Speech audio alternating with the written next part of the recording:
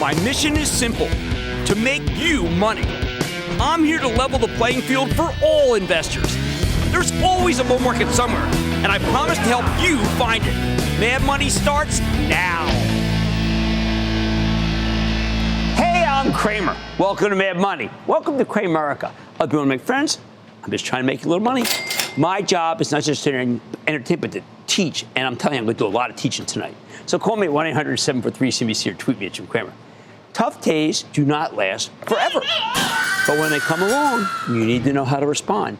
You need a game plan ready so you can figure out what kind of sell-off we're dealing with and then react appropriately. Because the early days of a decline are never easy to navigate. You need all the help you can get. To borrow a line from Tolstoy's fantastic Anna Karenina, all happy rallies are alike. Each sell-off is unhappy in its own way. It's true. Bull markets send stocks higher, and everyone thinks they're a genius participating because it seems so darn easy. Same every time. But big declines, much harder. They could be the start of a bear market, or maybe something worse. Or they might actually be just a buyable glitch. That's why tonight we're turning to history to illustrate some of the common qualities of sell-offs, so you know what to do the next time the market has an inevitable moment of weakness. Now, really, there have only been two truly horrifying sell-offs since I started investing over 4 decades ago. The one-day crash of 1987 and the rolling crash of 2007 to 2009. That was the financial crisis. Do you know what? Even the COVID crash, when the S&P 500 lost 35% of its value in just over a month, that wasn't nearly as bad as these two, especially when you remember that the market started rebounding almost immediately. So let's deal with the two big ones head on, because they make for great examples. 1987 and the financial crisis are actually polar opposites, although the percentage declines were really pretty similar. On October 19, 1987, also known as Black Monday, the Dow Jones Industrial Average fell 508 points, or more than 22% in a single session. I was trading that day, and even as the previous week had been one of the worst weeks in market history, Black Monday hit fast and hit hard. It felt there were no buyers to be found from Dow 2,246, where the crash started, to Dow 1,738, where at last it ended that day. It kept tumbling right into the close. I remember thinking, saved by the bell, except it felt like there wasn't that much money left to be saved. But most people don't remember that the week before was horrendous, too. The Dow had already plunged from 2,482 to 2,246. That's nearly a 10% decline. That harsh pullback encouraged bargain hunters, intrepid souls who thought they could flip into Monday morning into some strength. You bought Friday, flipped it on Monday, except the strength never showed up, and they got badly burned. In fact, the weakness continued into the next day. That day became known as Terrible Tuesday, where the Dow kind of just broke down entirely. The market simply stopped functioning. But you know what? I was there, and I was actually able to calculate that bottom. The bottom turned out to be about Dow 1400. That was down another 122 points, or about 7% from where we closed on Black Monday at the end of the day. It was all just, I pieced them together one by one. And people didn't think it ever went down below Dow 1600, but they were wrong.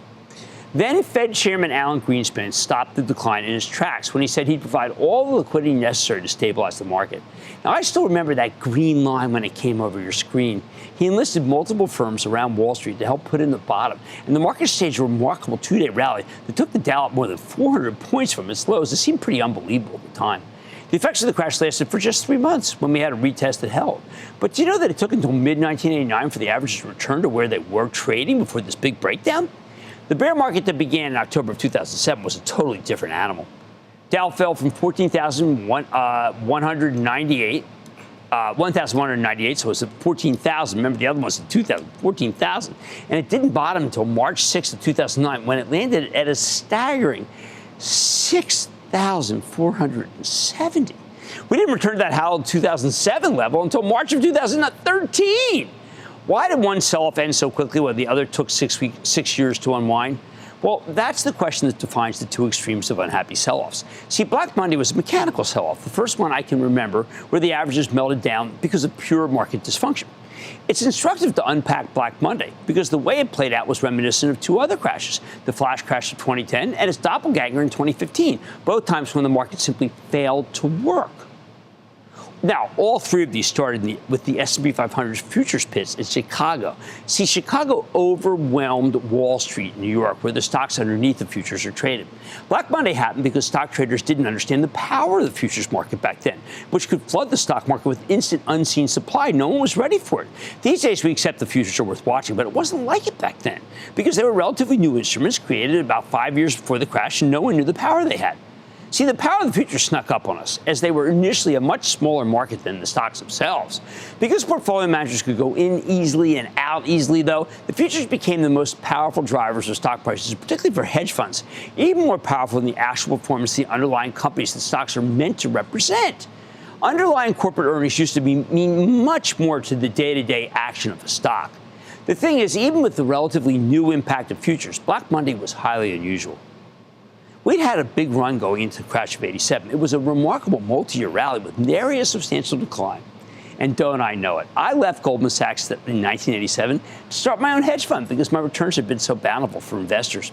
The multi-year rally in the mid to late 80s had created such stupendous gains that a group of clever salespeople started offering big funds what they claimed were insurance policies that could lock in gains and stop out losses after their funds had gone up so much. So-called portfolio insurance involves something called dynamic hedging, where these specialists said they could use futures to ensure that you'd no longer be exposed to stock market risk, say down 5 or 10%, or some other number depending on the policy you took out. Yeah, it was like a stop loss. The idea was that these policies would let you sidestep the losses. Of course, it's impossible to do that, but they had such a great sales pitch. People believed them because the stock futures were so novel. In reality, though, when the losses all kicked in at once on Black Monday, the portfolio insurance didn't work. If anything, the futures selling from these insurance policies actually accelerated the decline in the stock market, causing massive losses for the poor saps who bought these things. Many of the actual clients were wiped out. The people who sold these policies, they were charlatans and mountebanks, although history remembers them as just really as idiots, not the crooks I thought they were. I lean toward the latter theory because there's no magic trick that can get you returns from investing in the stock market without much risk. Come on. The two go hand in hand. Don't believe anyone who tells you different. Those people are charlatans. Of course, at the time, we didn't know that the power of the futures could cause a crash. We figured where there's smoke, there's fire. If the markets crash, then there's going to be something wrong with the economy, right? There simply had to be a recession lurking. The stocks couldn't go down on their own. There had to. Otherwise, how could the Dow plummet 22% in a single day after falling 10% the week before? I say, though, it turned out wrong. The economy was strong going into the '87 crash, and it was strong coming out of it. There just wasn't any economic correlation with Black Monday at all. It was the interplay between Chicago, much more powerful than realized, and New York, much weaker, that set off the conflagration. And when the Treasury Department examined what happened that day, it concluded the futures set off immense selling, while some specialist firms on the floor of the exchange and some brokerage houses failed to step up in what's known as stabilize the tape. The latter had no duty to stabilize things, but the former were supposed to do so. The Treasury found out that many didn't do their jobs. Now, I was fortunate enough to actually be in cash on Black Monday, having liquidated my portfolio early in the previous week because the market acted so badly. I didn't want any part of it. Now, in retrospect, it did make my career. I look like a true genius. But the truth is, I was just frightened of the market and wanted to regroup. I always say, though, it's better to be lucky than good, but discipline can help maximize your luck, which is why we spend so much time teaching you discipline in the CNBC Investing Club. So here's the bottom line. Sometimes crashes have nothing to do with the economy. They're caused by the mechanics of the market. Stay tuned for more examples of this kind of decline and the more serious animal, the bear market of 2007, 2009, so you can figure out what to do when they really maul us. Irma in New York. Irma. Yes, good evening, Mr. Cramer. Good evening. I'm planning to open Roth, non-deductible Roth IRAs for my grandchildren who are all in their 20s. Okay. Am I better off with a growth fund or an index fund? I want you to be in growth, because they're young. You can switch to index in the 30s. But let's go for some real risk here because they got their whole life ahead of them, and I really want you to hit it big right now for them. Tony, I am alone in that, but I don't care. I really want risk taken when they're younger. Tony in Florida. Tony. Hey, Jim, I just want to let you know I'm a member from day one and will be a lifetime member. I love you for your thing. What I want to ask you is when we like a stock or love a stock and it reports earnings that are really good, but then for some reason the market buys it down, can we buy it day one, or do we have to use that rule like everybody says, wait 3 days before you buy a stock that goes down? No. You buy it at your prices. You buy a little bit at the beginning, and then, like we teach at the club, you buy it on the way down. We may have a real battle on our hands now. You know we battle in the club, and we've been very successful in most of our battles. Some of them have been tougher. But that's the way you make it so that your battle won't be too hard. Buying it all at once does that, and we don't want that. Tough days don't last forever, people, but when they come along, you need to know how to respond. On Mad Tonight, I'm giving you a crash course in crashes, sell-offs, pullbacks, and big market declines, so you'll be prepared to get the best possible outcome from the worst possible situations. So stay with Cramer.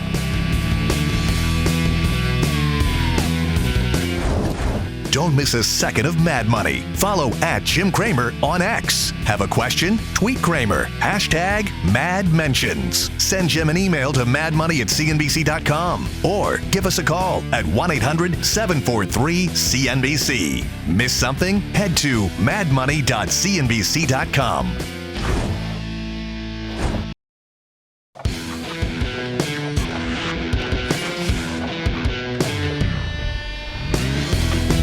I'm teaching you how to cope with all sorts of declines. I already covered the crash of 1987 and how it wasn't really related to the economy. Shocker. So it made sense to buy stocks when the smoke cleared. 1987 was a rare opportunity that took a little time to reveal itself, but when it did, ooh la la. It was also the first instance of the S&P 500 futures exercising their pernicious power over individual stocks. Sadly, it was the first of many.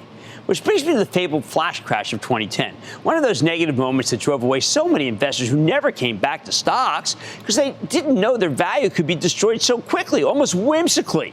Who wants to keep their life savings in instruments that can blow up in the blink of an eye? Look, I don't blame anyone for not wanting to be in after the flash crash. What happened that afternoon was pretty much the same deal as Black Monday of 87. The futures overwhelmed the stock market and buyers just walked away, betting that there had to be something substantive behind the destruction, right? Couldn't just be the machines breaking down, for heaven's sakes, could it? The flash crash started at 2:32 p.m. on May 6th of 2010. It lasted for 36 minutes. In that 36 minutes, the Dow fell almost 1,000 points from roughly 10,000 level. Very memorable for me because I happened to be on air at the time. Immediately, money managers tried to play the pin in the tail on the sell-off. There were riots in Greece, and maybe this time everyone was focused on Southern Europe, thanks to endless sovereign debt crises. Others pinned it on the newfound weakness in the U.S. economy, of which, for the record, there really wasn't any. Perhaps because I had the benefit of trading on Black Monday, I recognized the flash crash exactly for what it was. Another situation when the machines were breaking as the futures overwhelmed the stocks. It wasn't the fundamentals. We didn't know it at the time, but a gigantic errant sell order caused tremendous fear that spread like wildfire. Many buyers just simply disappeared. They walked away. They didn't wait around and find out what was causing the landslide. It had to be something big, right? They just wanted to get out as fast as possible. Lightning. On air, I called it a phony sell-off because the decline had no basis in economic reality, which made for a tremendous buying opportunity. That is not a real price. It's too bad. The system obviously broke down. We're going to find out that there was a glitch in the tape. The machines failed. And it obviously broke down. It obviously broke down. No, the market didn't work. It broke down. The machines broke down. That's what happened. That's exactly what happened. It had nothing to do with the fundamentals. Just more of this nonsense. While some listened and actually bought stocks on what I had to say, many people simply didn't believe that equities could be that fragile, and they left. It was shocking. In all the years I've been doing this show, I hope I've taught you that stocks are not hard assets. They are subject to all sorts of whims that can reduce their value in a heartbeat, including mechanical issues like we saw during that 36-minute sell-off. They're just not perfect enough, and people think they are. Anyway, the market quickly regained its equilibrium, but not before another round of individual investors left the asset class entirely, and they never came back. Okay, how about August 2015 sell-off, where the Dow fell 1,000 points right at the opening? Now, that one was seemingly related to fears that the Federal Reserve was positioning to raise interest rates right into the teeth of still one more story about the China market collapsing. Hey, China's been collapsing for ages, right? Back then, the Chinese market was the most dominant negative story out there. Kind of, it's always been out there, but the whole economic edifice of the PRC could collapse from too much leverage at any given time. It's been a common refrain. Somehow I find myself on air at all the right times to witness these events. That Friday before the sell-off had been a monstrously ugly day as a Fed official late in the afternoon had suggested it was time to raise rates despite the Chinese sell-off. It was an aggressive statement that demonstrated a cavalier attitude toward the market's ugly but also fragile mood. Now, when we came in on Monday, August 24th, we heard that there were some very large sell orders in place for major stocks. We weren't ready, though, for the gap downs we saw, where large capitalization stocks were shedding hundreds of billions of dollars of value, many down 20% as the market opened, and we had no ability to tell why. Like the crash of 87 was very tough to see what the real prices were. The confusion was that horrific. It was like trading in the fog of war. Yes, the fog of trading. Some prominent stocks looking at were down 40, 50%. It was indeed crazy town. As the market rolled open, the Dow ended up tallying a decline of about 1,000 points when the smoke cleared at 10 a.m. I and my partners in Squawk on the Street were pretty stymied at the time. I remember turning to David Faber to chat about the meaning of the sell-off. His reaction, I thought, was priceless. I don't. This is. I got to make some phone calls because these are. Yeah, you got to find out whether someone bossed. These are enormous moves. I got to make some phone calls. I mean, I remember when he said, I said, yeah, that's it. I got to make some phone calls. That's how confused we were. That's how wrong we knew it was, but you can't just go out and say it's wrong. Again, we figured there had to be something very bad in the economy. Somebody knew something we didn't. Something mysterious, something otherworldly, something nefarious. Maybe China had actually collapsed. Maybe there was war somewhere. Maybe something occurred in Europe we didn't even know about. We had to assume there'd be a good reason for that kind of decline. I was suspicious, though, because some of the hardest hit stocks were the recession-proof names, especially the biotechs, which for some reason declined harder than almost all the rest of the market. Now, that really made no sense. That's exactly what people buy when the economy softens up, for heaven's sake. They are safe havens. Once again, I suggested it was the machines that were causing the problem, that the futures had overwhelmed the stocks and the computers had gone haywire, just like 2010, just like the flash crash. By mid-morning, we learned that was exactly the case, and the stock market then underwent a beautiful metamorphosis into a furious rally, jumping 500 points from the bottom. Strong stomach buyers came in and took advantage of the opportunity. The economy was gaining strength, not losing it, and a thoughtful Federal Reserve wasn't really about to tighten, not with China teetering. It was an excellent time to buy stocks. Buy! Why was there such fear and confusion at the time, both in 2010 and 2015? Why were those mini crashes so frightening? I think investors weren't ready for either flash crash because post-1987, the government had put in what are known as circuit breakers. They were supposed to cool these declines by stopping trading momentarily. But the circuit breakers created a false sense of security that oddly still exists today, even as they failed to work properly on both occasions and did very little to stop the destruction of your nest egg. So please, when you hear talk of circuit breakers protecting you from fast declines, no, don't believe it. Fear can't be legislated or regulated out of the market. It will always be there. There will always be people who react horribly after an initial event, even as that event is mechanical and not truly substantive in nature in any way, shape, or form. Now, there have been many declines worse than the flash crashes of 2010 and 2015. I can think of 3 days during the COVID crash when we were down almost from 7.8% to almost 13% in a single session. But the COVID crash was very straightforward. We knew exactly where the problem was. Government shut down the whole economy to fight a deadly plague. Zero confusion. The flash crashes were different. By the way, if you thought my on-air commentary was useful in 2010 and 2015, and it was, then that's actually kind of a more reason to join the CNBC Investing Club. We show you how to run a portfolio in real time. We take all this stuff into account. In fact, these kinds of moves are never going to go away. As we get further from the last one, I always anticipate the next one. So what's the bottom line here? If you can figure out when a sell-off is caused by the mechanics of the market breaking down, then you might have an incredible buying opportunity. First, though, you have to determine whether the sell-off is related to the fundamentals of the economy or not. If it is, stay tuned. If it isn't, stay tuned anyway. But recognize you have first-class panic on your hands, and nobody ever made a dime panicking. But boy, oh boy, did they coin money taking the other side of the trade. Mad Money's back after the break.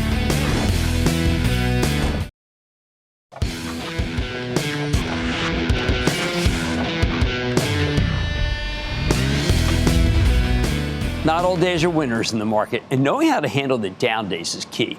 We have you covered good and bad days here on Mad Money, and there are lessons in the really bad days that can help. So let's set the stage. Back in October of 2007, the Dow peaked at a little more than 14,000 after the Fed had raised rates over and over and over again, 17 times. And the economy, after cheering for just a bit, fell off the cliff, took the stock market with it. It's one of those things that you could have seen coming if you paid attention. Specifically, if you had paid attention to me back on August 3rd of 2007, when I excoriated the Fed for having raised rates so much, oblivious to the damage it was doing to the real economy. I have talked to the heads of almost every single one of these firms in the last 72 hours, and he has no idea what it's like out there. None! And Bill Poole has no idea what it's like out there. My people have been in this game for 25 years, and they are losing their jobs, and these firms are going to go out of business, and he's nuts. They're nuts. They know nothing. Whew. All right, what did I mean by that? Well, shortly before I came out and set that moment with my old friend Aaron Burnett, I've been talking to the head of a major Wall Street firm about problems in the mortgage market.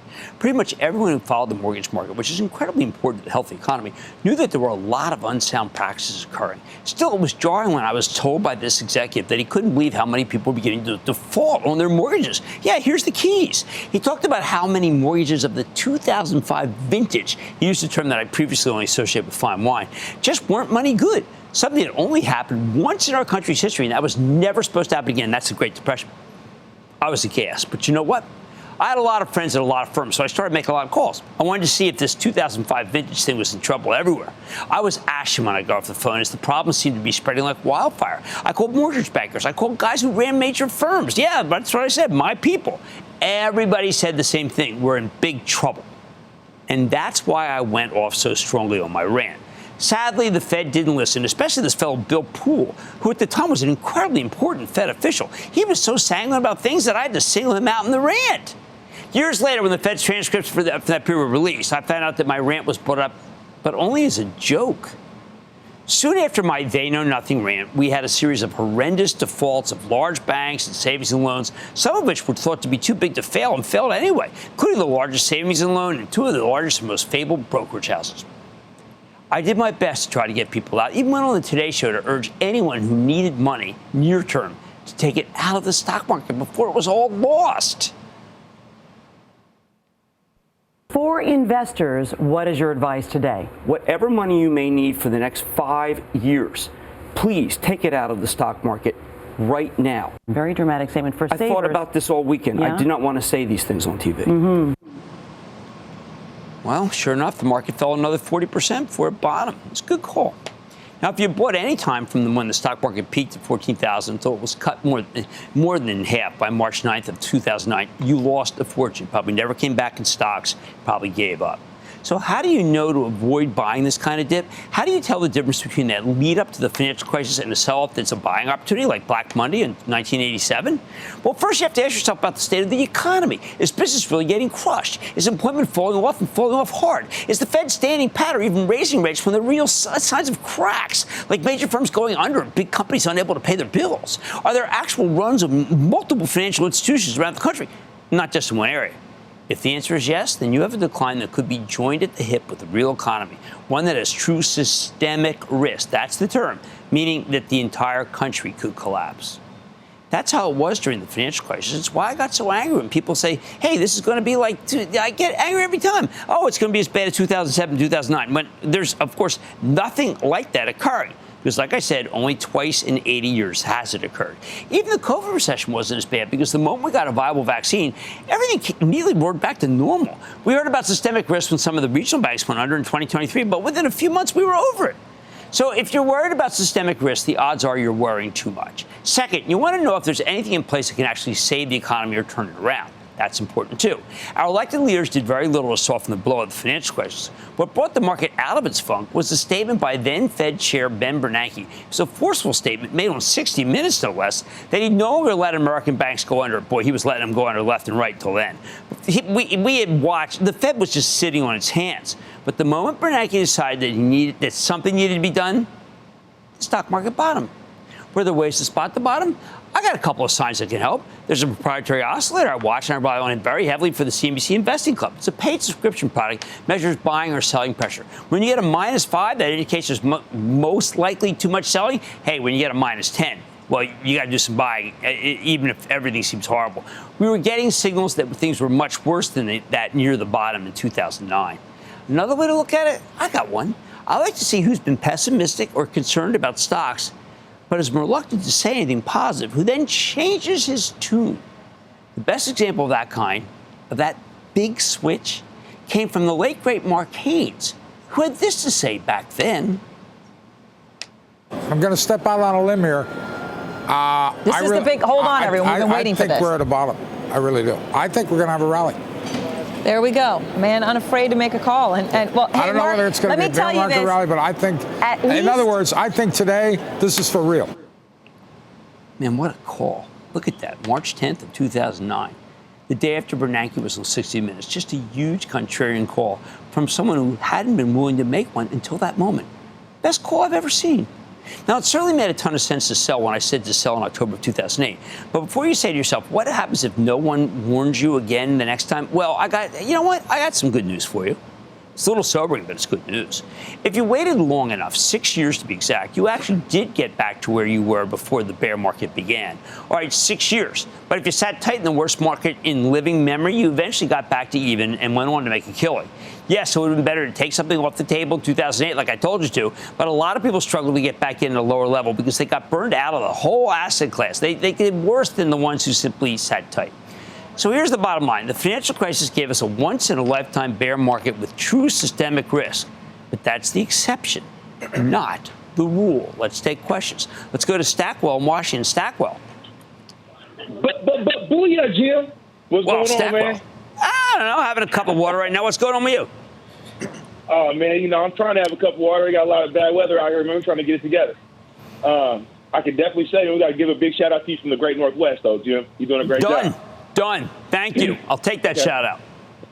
Now, because we get a lot of advice from all around the world, I figure like this, if you want good bread, you might as well go to a qualified baker. So what I want to go and say to you, man, is that I'm curious is your feelings on using high-yielding dividend stocks as a form of investment. Because the reason I'm asking is I like to know that if you feel they're too risky or if they cut dividends down or lose market value, are you going to be hit? And if you do agree, is there a barbell approach, or can we take a balance in our portfolio a certain way that you feel? Stackwell, I love it. Now, I don't want to reach. I don't want dividends that are so high yielding that something's fishy. What I want are very solid companies with good balance sheets that pay dividends that we reinvest constantly. That is nirvana for me, and that's the way I would love to invest if I could own individual stocks. The 2008 financial crisis gave us a once-in-a-lifetime bear market with true systemic risk. But you have to remember, that's the exception, not the rule. Much more Mad Money ahead in this special show. I'm giving you a flash crash survival guide with some takeaways from the crashes of 2010 and 2015 and the best ways to profit from market pullbacks. Then I'm answering all your birdie questions with my colleague Jeff Marks. So stay with Cramer.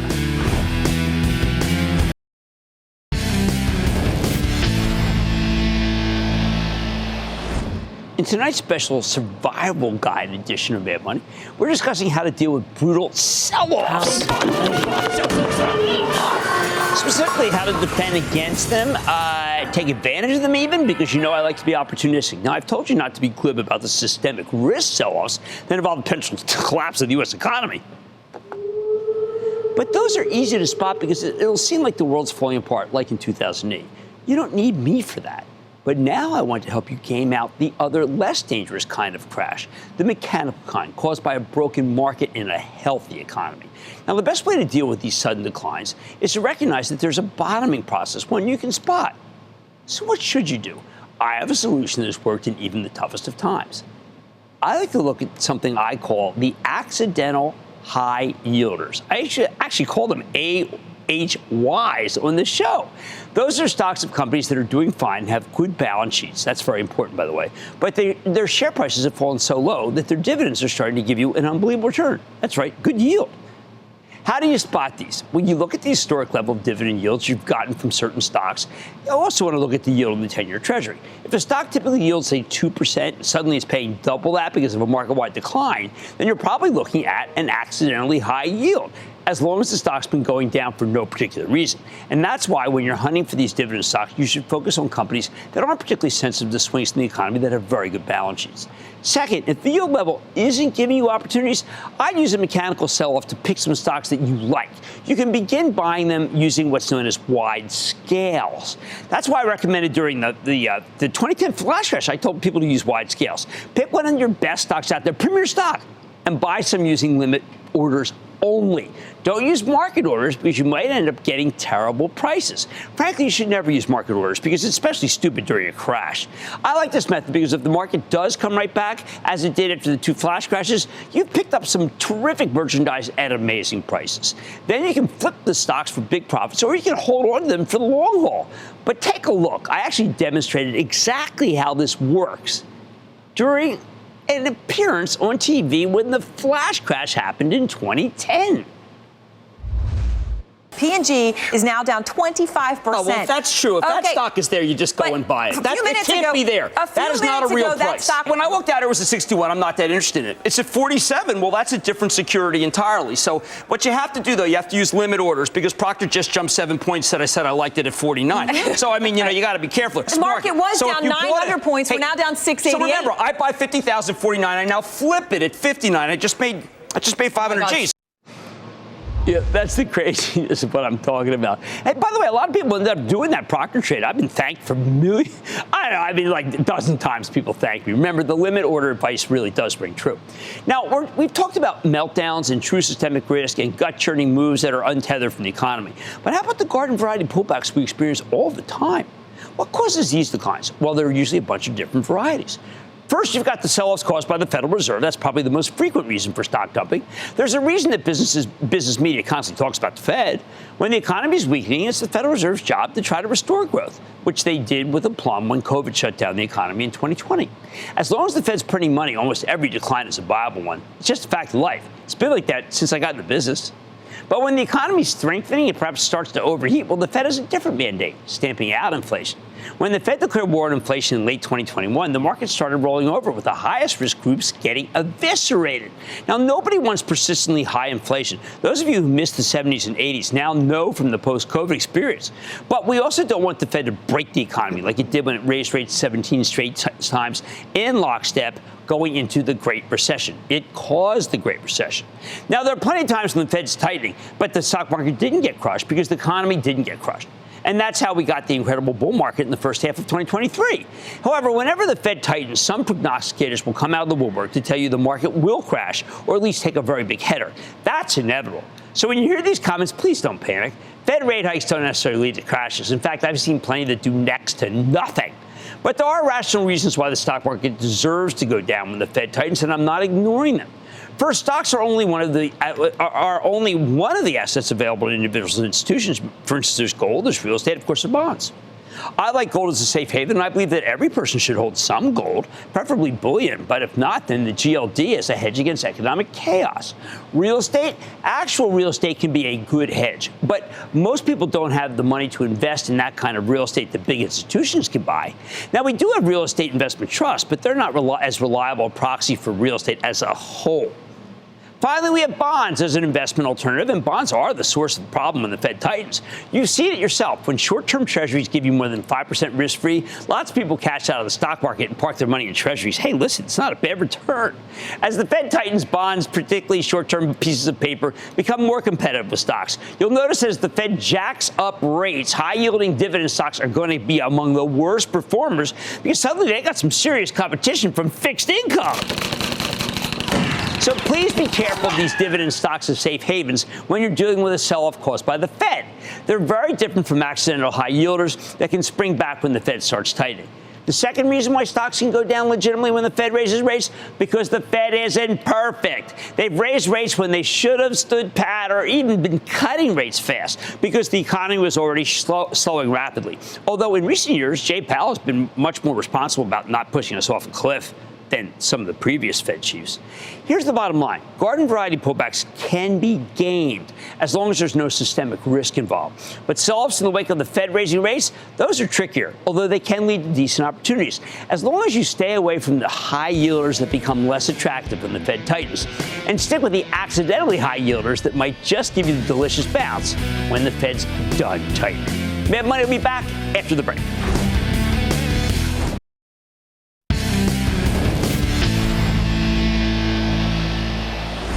Tonight, we're talking sell-offs. Specifically during this block, what causes garden variety pullbacks. Many times the problem is indeed the Fed, as I mentioned before the break, but sometimes there are other issues that are driving the carnage. For starters, there's the issue of margin. As a former hedge fund guy, I'm well aware that there are many times when money managers borrow more cash than they should. So when the stock market goes down, they don't have the capital to meet the margin clerk's demands. These kinds of margin-induced declines have repeatedly happened, including, say, February of 2018. That was a good one, when funds that had borrowed money to bet against stock market volatility, the so-called VIX, got their heads handed to them. They were short the VIX, betting the market would remain calm, stupid, and at the same time, they bought the S&P 500 using borrowed money. Again, real stupid. When the stock market fell, these managers were forced to dump their S&P 500 positions. They had to raise capital and unwind their trades. There were so many managers doing this at once that their selling ended up causing some severe market-wide losses. Sell. These margin-induced breakdowns often occur after the market's down for several days in a row. That's why I'm often reluctant to tell you to be aggressive in the first few days of a big decline, because there will always be margin clerks against these managers, who buy stock with borrowed money, and it doesn't happen immediately. They have to keep chopping. How do you spot these margin call-driven declines? You know what? I use the clock. Margin clerks don't want their firms to be on the hook for overstretched individuals, or for hedge funds. They want to get out before the night. So margin clerks demand the collateral be put up, raise some cash, or they sell you out of your positions without your say-so. I always consider the margin clerk the butcher, and the butchering occurs between 1 and 2 o'clock. If the selling runs its course by 2:45 p.m., yes, I find it's actually that specific, then I think you have a decent chance to start buying safety stocks, the kinds of stocks that tend not to need the economy to be strong, to advance, like the health cares. You might also want to buy the secular growth plays that work in any environment, mega cap stocks. I talk about them all the time, especially to members of the CNBC Investing Club, because we like to own the best ones for the Charitable Trust. What else can create viable opportunities? Sell-offs from overseas. I cannot tell you how often I've heard commentators who scare the bejesus out of us because of imported worries, say, from Greece or Cyprus, Turkey, Venezuela, Mexico, countless other places. I always tell you to ask yourself, do any of these woes truly impact the stocks of the American companies in your portfolio? Do they really make you want to pay dramatically less for an individual U.S. stock? Usually the answer is no.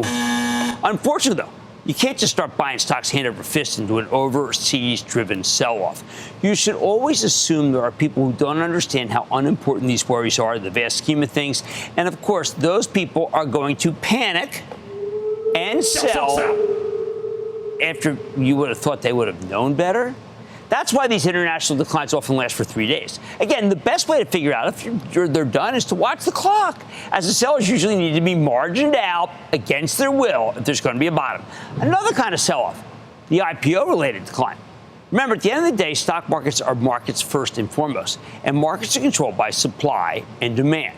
So if the bankers start rolling out lots of new IPOs and then these companies sell more shares via secondary offerings, you could end up in a situation where there's just much too much supply and not enough demand. And by the way, we saw this near the end of 2021 after we've been drowned under the weight of 600 odd IPOs and SPAC deals. Oh, man. House of Pain. Don't buy. My suggestion, avoid the blast zone, the area where most of the new IPOs are concentrated, and focus on the stocks that are down due to collateral damage, especially ones with yield protection. Sometimes we get declines triggered by multiple simultaneous earnings shortfalls. Oh, you got to be real nimble with these. If you want to buy stocks after an earnings-induced pullback, isolate the sectors where the shortfalls are occurring and avoid them like the plague. There's no reason to stick your neck out here. Instead, buy unrelated stocks that have been hit by the much broader selling via the S&P 500 futures. Then there's the trickiest kind of risk, one that's truly Tolstoy-esque, political risk. I often find this risk tremendously overblown, whether it's because of strife between parties or trade policies or even all-out war risk. I am not a political guy, and I hate talking about this stuff on air and off air. But with every stock you own, you need to ask, does this company have direct earnings risk when it comes to Washington? If not, then you've got nothing to worry about. However, if you own something that's directly impacted by, say, a trade dispute with China or a government shutdown, well, it could turn into a house of pain. I know political risk is enticingly negative because, well, there are so many pundits everywhere waiting in and giving you 2 cents. I think these guys want to scare you. My suggestion, tune it all out, please. Instead, look for companies that have nothing to do with the political fray, even as their stocks may be brought down by it. Like we see every time there's a debt ceiling standoff. I can't tell you how many times since 1979 I've seen politics used as a reason to sell stocks. Now, look, they may be a reason to sell some stocks, but rarely has anything in Washington been enough to sell everything. Here's the bottom line. There are all sorts of sell-offs, but unless they involve systemic risk, which is increasingly rare, like in 2007, 2009, they're going to prove to be buying opportunities long-term. You just need to recognize what's driving the decline. Note the signs that it might be subsiding, and then take action to buy, not sell, and never to panic. Stick with Cramer.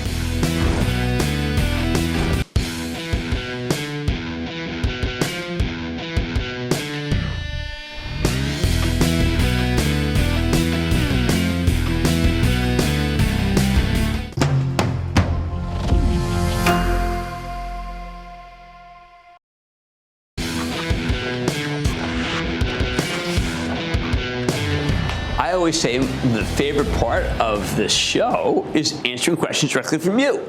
And so tonight I'm bringing in Jeff Marks, my portfolio analyst and partner in crime, to help me answer some of your most burning questions. For those of you who are part of the investing club, which of course I want you to be, he'll need no introduction. For those of you who aren't members, though, I hope you will be soon. I would say that Jeff's insight and our back and forth helped me to do a great job for all Mad Money viewers and, more importantly, members of the club. So if you like this, be sure to join the club. First up, we're taking a question from Peter, who asks, as a younger investor that is able to add funds to the market biweekly when paid, and the trust having a set amount of funds, how do you recommend putting your new money into work? Well, frankly, Jeff, as you know, it doesn't really matter that we have a set number of funds. I always remember when my late father would look at the list and say, listen, I'm not going to buy all these, which he was never supposed to. I'm going to pick 6 of my favorites. My suggestion is that each time, every 2 weeks, pick 6 of your favorites. Stick with the 6 if you want to, but invest. And if it's down, invest. And if it's up, invest. Don't miss it. That's the way I would do it. Next up, we have a question from Michelle in California, who asks, how do you know when to break your cost basis? Discipline always trumps conviction. We almost never do this. When we do it, and we've done it sometimes, say for Magnificent 7 stock is what we call them, what's happened is that those are really the only ones you can do it because they come down a lot. When they come down a lot, you want to buy it.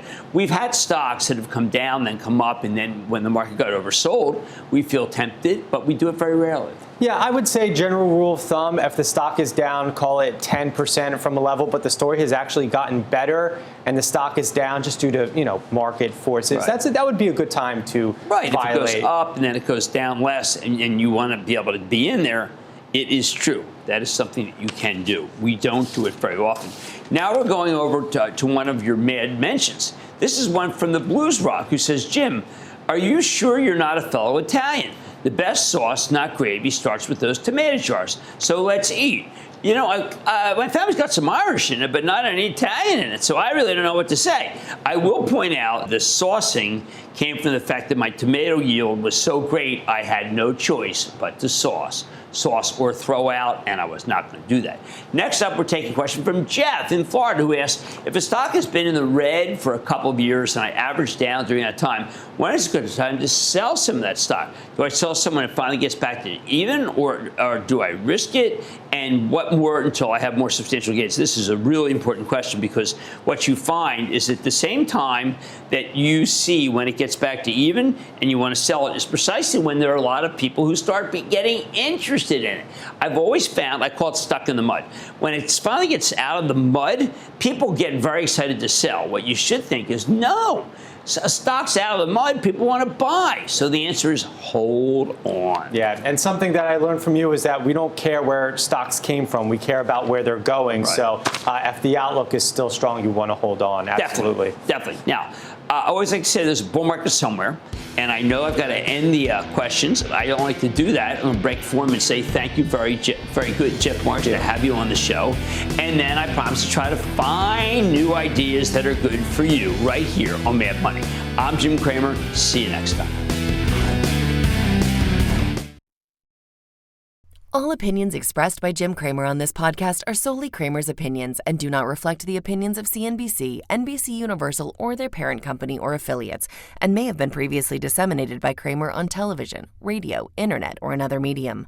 You should not treat any opinion expressed by Jim Cramer as a specific inducement to make a particular investment or follow a particular strategy, but only as an expression of his opinion. Cramer's opinions are based upon information he considers reliable, but neither CNBC nor its affiliates and or subsidiaries warrant its completeness or accuracy, and it should not be relied upon as such.